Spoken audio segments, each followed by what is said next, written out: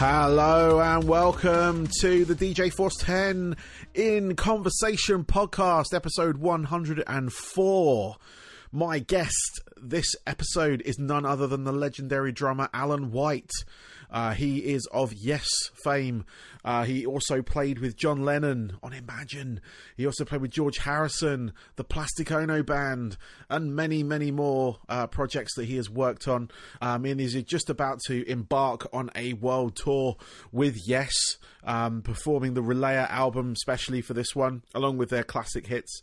But they are hitting some US venues at the end of this month, March, and then they're coming to Europe and the UK in that time after that. So they've got a cruise as well out from Florida, and they're actually hitting one of my old haunts, which is the Ruth Eckerd Hall, which is down in St. Petersburg in Florida. I actually saw Hailstorm before there. I interviewed Nothing More outside of it, and it's a lovely venue. It's right on the marina down in St. Petersburg, right next to the Al Lang Stadium. If you know the area, if you don't, I'm just describing it to you, but look it up. They have a Grand Prix there every year as well. I think it's like Formula 3000 or something. And we had a great chat about that, and obviously the tour coming up, what to expect, and also about working with John Lennon and things like that. Look forward to that. Anything else happened since the last episode? Well, I had a birthday. I turned 40 years old. I'm already going grey. I've already lost a lot of hair on top. So, I didn't know how to feel about it to start with, but now I'm kind of living with it and kind of enjoying it, really. I'll let you know how I feel next episode on that front. But this was recorded a couple of days after my birthday, in fact. So it's a nice little birthday treat to chat to someone of this status. And the class this year, sort of trying to get, one of my main aims is to get more DJs on here.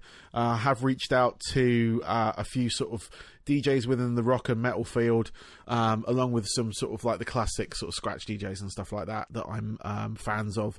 So hopefully you'll hear from more of them when I get them booked. I hope to attend a few sort of expos this year in England, and maybe sort of line up some interviews there, because it's sort of a captive area and I can get a decent quality recording rather than going through Skype and things like that, which is nothing wrong with that, because that's how I conducted this interview with Alan White that's coming right up now, because he is based in Seattle. So had the phone call and transferred it through my system here through Skype. So yeah, on that particular note, this is Alan White of Yes. Enjoy.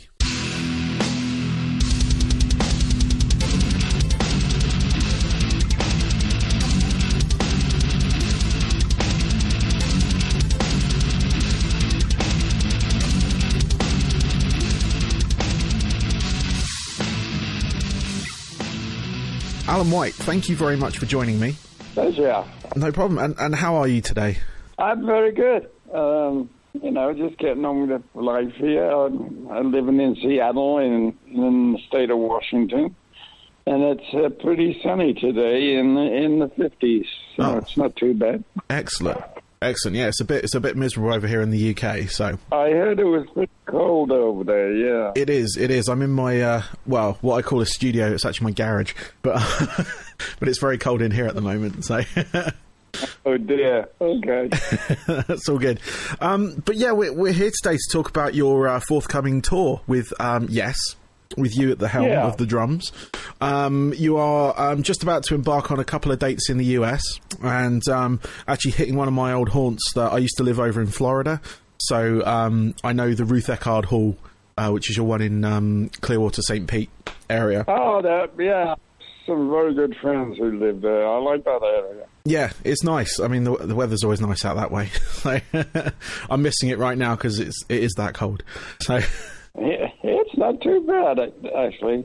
Cool. Anyhow, yeah. Well, I'm sorry you're not in Florida. So. Me too.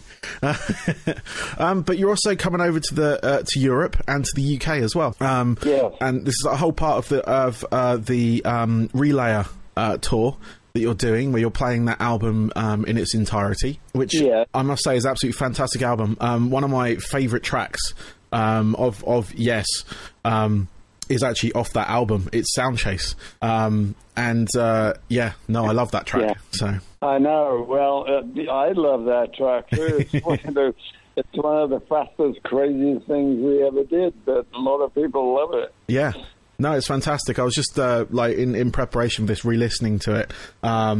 And it's the first time I heard the single edit of it, because I've always heard the full version, obviously straight off the original album. But I saw you did a deluxe one or reissue about. It was a while ago. But yeah, there was a single edit on there which I'd never heard before. Which I mean, it cuts it a bit short, but it kind of cuts to the chase, if you will.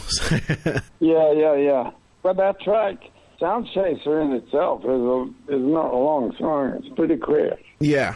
But at the same time, there's a lot of notes in the amount of time it is. No, definitely. I mean, I was surprised that you could actually cut it down, or the way you've cut it down on that edit. Because it's one of those things where I can generally edit stuff out, and I've done stuff like edit commercial music and things like that. And that's always pretty straightforward. But I can't imagine actually cutting up a Yes track, something like that. it just feels. I don't know if I could do it. With Sound Chase, you've got to be able to count to 5. Yes. Awesome. So, what can your fans expect from the tour? Obviously, you're playing the Relayer album, but you're also playing a lot of your sort of Yes classics. So, have you got any sort of surprises for the tour or anything like that? Well, we're doing a couple of songs. Well, there's one song. We're doing Wondrous Stories. That was actually. I think it was number 1 in England. Yeah. We're doing numerous songs like that, and songs that people want to hear us do at concerts usually, everybody won't let us get away with not playing Roundabout. We've tried not to, and we got so many complaints. We had to put it back in there. And Starship Trooper, and songs like Parallels, quite a few songs that people recognise, and they're just enjoyable to play in a concert situation. Excellent. And when you're coming to the UK, you're hitting the Royal Albert Hall, which is a fantastic venue. No, amazing. We've done it before, but it's quite an occasion to play there. Yeah, I mean, I try and get my hand around it, because I've performed in various venues myself. Like I used to be a part of a band and things like that. But how do you? I mean, obviously you've been doing this for a while, but how do you mentally prepare to play a venue such like that that has such a history and it is quite what's the word? Well, for me, it would be quite intimidating. But I was just wondering how you kind of. Yeah, obviously it's one of those gigs that's very special. So the build up to it and actually going on stage is more of an occasion. Usually is, but even so, I mean, with Yes, it's always great to go on stage. But when you're playing somewhere like that. Yeah. Right. You've got the whole massive auditorium to deal with out there, and people behind you too. So it's a very interesting place to play. Yeah, no, that's what I was going to say. It was like, because you do have people literally all around you, and I've seen some bands play sort of like in the middle of an arena, but the sort of playing somewhere like that, you don't have the sort of versatility that an arena has. Yeah. But no, I was just curious how that was, because it's one of those. I mean, obviously with the rest of the venues on that tour as well, they're quite sort of historic venues. And people used to tell me that it didn't have a great reputation in the industry for a good sounding place when you're on stage, because you are in the middle of nowhere when you're on stage. But I found it to really, really, really good sounding stage.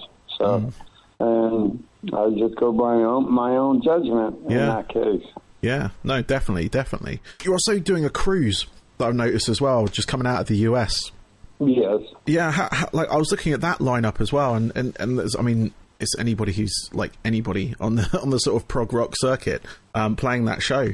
And I've asked a few musicians that have sort of they're on like the cruise tours and things like that. In fact, actually, I had Jeff on my show recently, Jeff Downs, and he talked about his DBA project, because obviously they just released something as well. And no, we were just talking about like the cruise sort of like atmosphere and how there is it's obviously very different from playing venues, but you're always surrounded by your fans. And I was wondering how you sort of felt about that. Oh, we do have a separate part of the boat we can go to have some privacy, especially on this boat. This time, because it's a bigger boat and we have our own quarters up there, so we can go and come as we choose to mix with the rest of the people on the boat. But in that sense, it's it's always been great. I always go up and talk to people, have a beer with them, and generalize, and then you've always got your own little haven to go back to. Yeah, oh no, that's good to know, because I've spoken to a few bands. Obviously, they're playing probably smaller boats, and they said it's like, not that they don't mind it, but not having that sort of place to kind of go and unwind for a bit. But this one's a big boat. It holds, I'm not sure, 3,000 or 4,000 people. Oh wow! On this boat, so it's quite sizable. We've been on a cruise on this boat before. Oh, okay. Excellent. So there was a couple of other things I wanted to chat to you about, if that's all right, sort of away from Yes. As I was doing research before I was sort of preparing for this interview, I didn't know that you played with John Lennon, and you played on Imagine as well, which is like massive. And I was just like, well, I say curious. I want to know what was that like? How did that become about at that time? I know it's quite of a big question, but Yeah, it is. There's a lot of time involved there. But, I got to know John because he saw me playing in my band somewhere, and then all of a sudden he called. I get a call, and I'm going to Toronto to play a live piece in Toronto. And then I came back and I recorded Eastern Karma, and then I spent the whole week of 9 days in the studio with John, making Imagine, and it was just a wonderful experience. I got to know John pretty well, and the whole way things ran in the Beatles world, and it was very, very enjoyable. It changed my life forever. So quite a great experience. So what was it like? I mean, I don't know if you can recall it or not, but like sort of getting that phone call from like John Lennon or their people, and what was your initial response? Well, I think I was a little kind of shocked, but at the same time, I was only 20 years old, and I was a naive musician growing up in the industry, and I thought that was just part of growing up in the music industry in England. But only years later, I realized that what I'd done and what I'd achieved, and then it struck home, kind of thing. So it was really interesting. Yeah, no, it was just one of those things that I hadn't associated with you until I read it, and I just wanted to know what that was like, because obviously we can't. There's no way of asking John, if you will. So it's just like you being that young as well, and getting a call from one of the Beatles. I mean, obviously I don't know how that would feel. It's just one of those things that you kind of dream of. Probably don't know how it would feel, because of this, the initial phone call, I don't know if you know the story, but a lot of people do. I thought it was a friend of mine playing a joke on me, and I told him, put the phone down on him, and then he called back 5 minutes later and said, "No, this is John, and I want you to come and do a gig." I saw you playing the other night, and it sounds like what I want. So that's how it all really came. When I realized it really was John, that's when I kind of almost fell off my seat.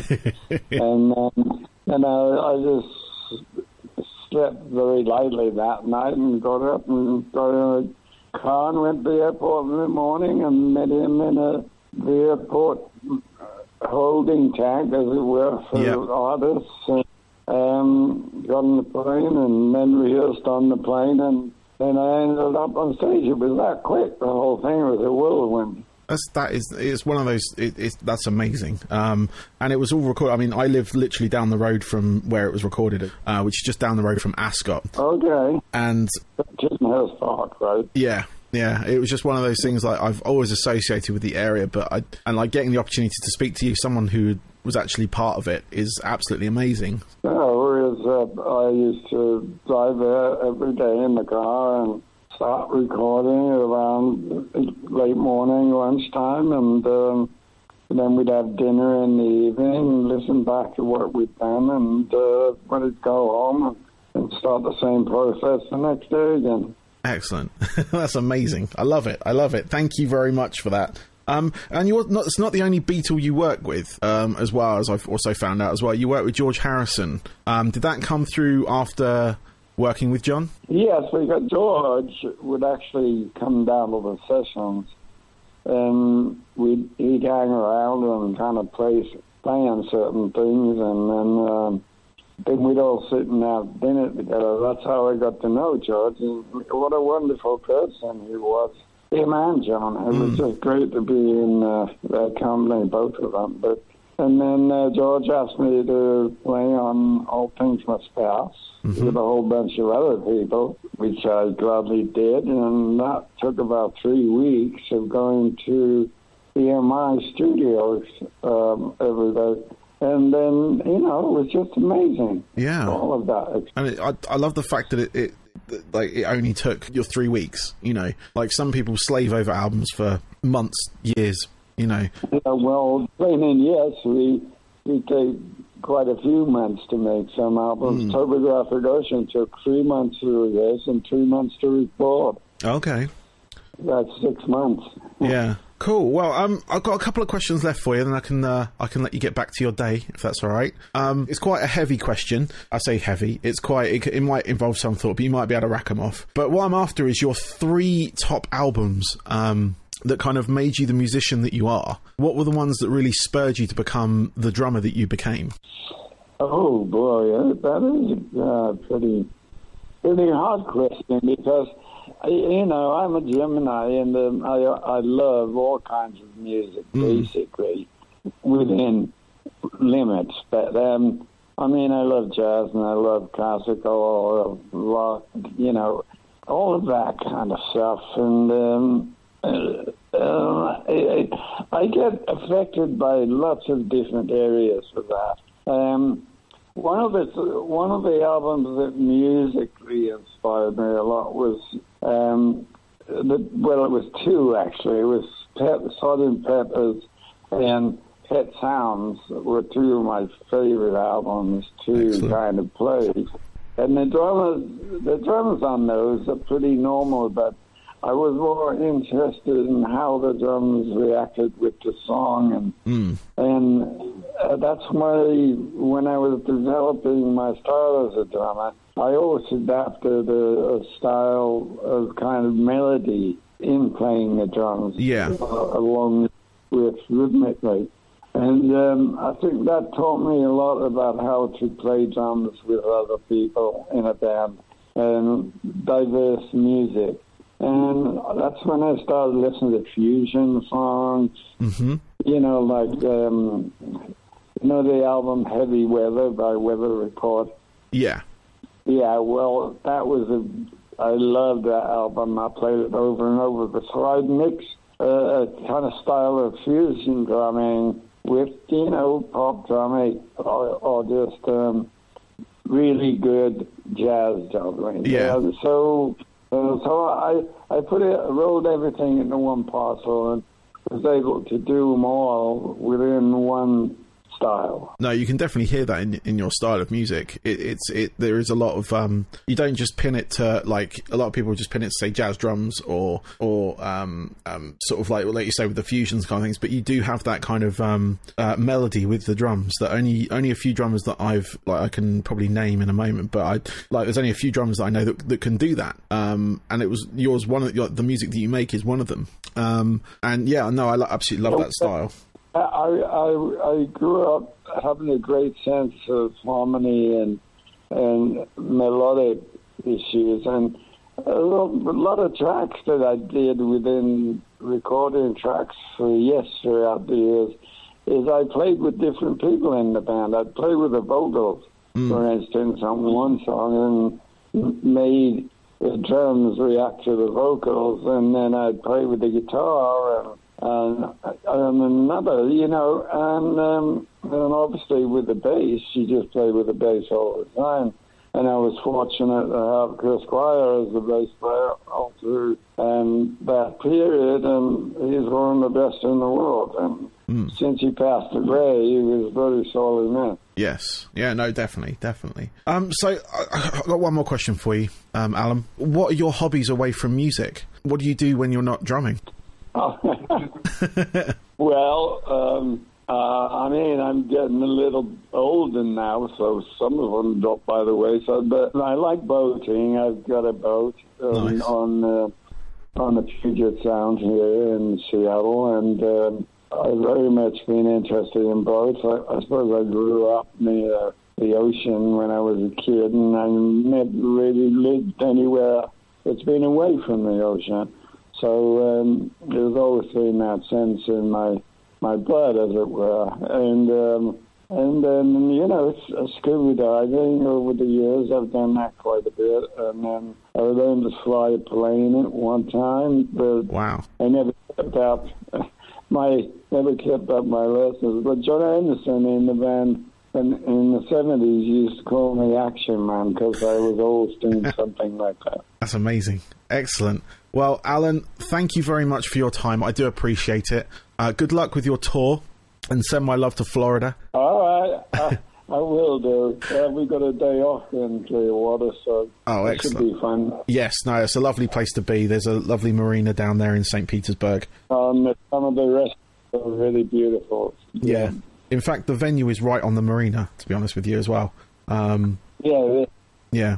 So, All right. have fun there. And again, thank you very much, sir. All right. Thanks very much, man. Bye. Thank you. Bye-bye.